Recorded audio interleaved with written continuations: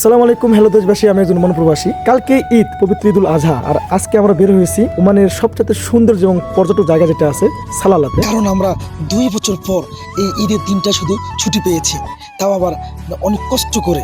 এই জন্য আমরা উদ্যোগ নিয়েছি যে ঈদের আগা দিন রাত্রে আমরা বের হব সালালার উদ্দেশ্যে, এবং আমাদের শনিবারে কামব্যাক করতে হবে কাজের স্থানে। তো আমাদের মেন উদ্দেশ্য হচ্ছে ওখানে আইব নবীর কবর আছে, ইউনুস নবীর কবর আছে এবং ওয়াইসকনের কবর আছে, এবং সেই সাথে ইমরান নবীর কবর আছে। তাছাড়া আমার হাতে আছে ওমানে 30 টাকা। আর এই 30 টাকাতে আমরা কি কি করতে পারি এই অচেনা শহরে, চলুন স্টার্ট করা যাক। অবশেষে আমরা কোম্পানি গাড়ি করে টিকিট কাউন্টারে আসলাম। টিকিট কাউন্টারে এসে দেখি মনোজ ভাই 4 রিয়াল করে টিকিট নিয়ে আসলো। এখানে ছোট্ট একটা নিয়ম আছে, সেই নিয়মের কথা আপনাদের সাথে শেয়ার করি। এই আরব দেশগুলোতে কিন্তু বাসের টিকিট কাটতে হলে আপনাকে আইডি কার্ড দিতে হবে, যে সেটা হন ওমানি নাগরিক, সেটা হন পাকিস্তানের নাগরিক, সেটা বাংলাদেশের নাগরিক।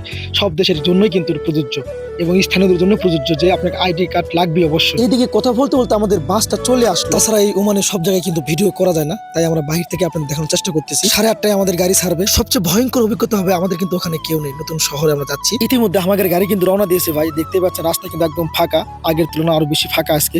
4.5 ঘন্টার জার্নি শেষে আমরা কিন্তু অবশ্যই সালালাতে পৌঁছে গেলাম। এইদিকে শুনলাম নাকি একজনের পরিচিত মানুষ আছে, তার সাথে যোগাযোগ করার চেষ্টা করলাম। কথা সেটা না তো, কথা হইলে আমরা তো জায়গা যাইতে হবো, তো সমস্যা গিয়ে জায়গাতে আপনার লোক আসেনি সেটা কোনো জায়গাত লোক আছে, লোক আইতে হবো না, এত রাত করে লোক করতে হইব। একটা মজার কাহিনী আপনাদেরকে শেয়ার করি। গাড়ি চড়ছে 8:30টার দিকে, এখন আমরা আছি সালালাত, এখন বাজে রাত 1টা। এখন এই লোক ঘুমাইতেছে, এখন এই লোকে ফোন ধরতেছে না। তার লাভটা কি এত রাত্রে আসে? এবারে আমি কইলাম যে রাতের 1টার দিকে গাড়ি চড়মু, সকাল 6টার দিকে নামবো, হেরে ফোন ধরে চলে আসবো। কারণ এবার ফোন বন্ধ করে ঘুমাইতেছে লাভ দেখে।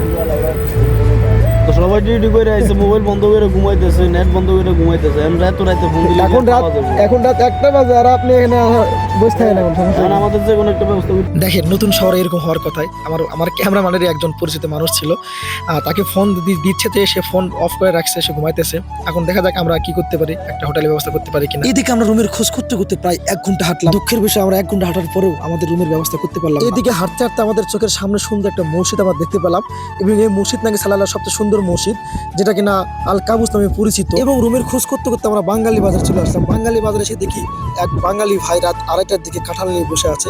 আমরা এখন কাঁঠালের দাম 1.5 রিয়াল খুঁজছে, 1.5 রিয়াল, বাংলার প্রায় 400-500 টাকার মতো। দেশে থেকে আসার পর কাঁঠাল একবারও খাওয়া হয় না, ভাবছিলাম কাঁঠাল কিনে খাবো, যে দাম মাথায় হাত পড়ে। আমরা অবশেষে রুম পাইলাম না, বুঝছেন। এখন রাতের প্রায় 3টা বাজে, শুধু 1টার দিকে নামছি, 3টা পর্যন্ত শুধু ঘুরতেছি। তো এখানে এসে একটা বাঙালি বাজার পাওয়া গেল। তো দেখার চেষ্টা করতেছি, এখানে কুশার বিক্রি করতেছে আমার এক চাচা, দেখতে পাচ্ছেন কুশার আছে। তো আমার চাচার সাথে একটু গল্প করবো। চাচা, আসসালামু আলাইকুম, কেমন আছেন?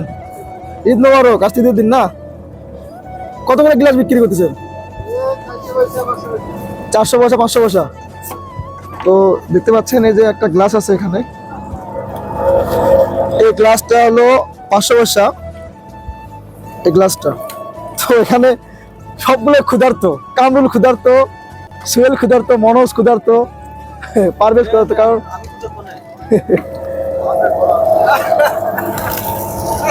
কারণ সবগুলাই একে সবগুলাই কিন্তু পেটে এখনো ভাত দেয় না। কারণ দেখতে পাচ্ছেন 1টার দিকে নামছি, 3টা মনে ঘুরতেছি। আর এ পাশে একটা পুরাতন বাড়ি দেখতে পাচ্ছি, মাটির বাড়ি, দেখতে পাচ্ছেন। এটা কিন্তু পুরানা মাটির বাড়ি, আগেকার যুগে যে মাটির বাড়িটা যেরকম থাকে আর কি, সেরকম। এক সময় ওমানেই কিন্তু, বেশি দিন না, 5-7 বছর আগে কিন্তু ওমানেই কিন্তু মাটির বাড়ি ছিল। তার বাস্তব হচ্ছে এই বাড়িটি। তো বন্ধুরা, আমরা এখন যেখানে দাঁড়ায় আছি সেখান থেকে সাগর পাড় খুবই কাছে। যেহেতু আমরা রুমের খোঁজ পেলামই না, সেখান তো এখানে বসে থেকে লাভ নেই।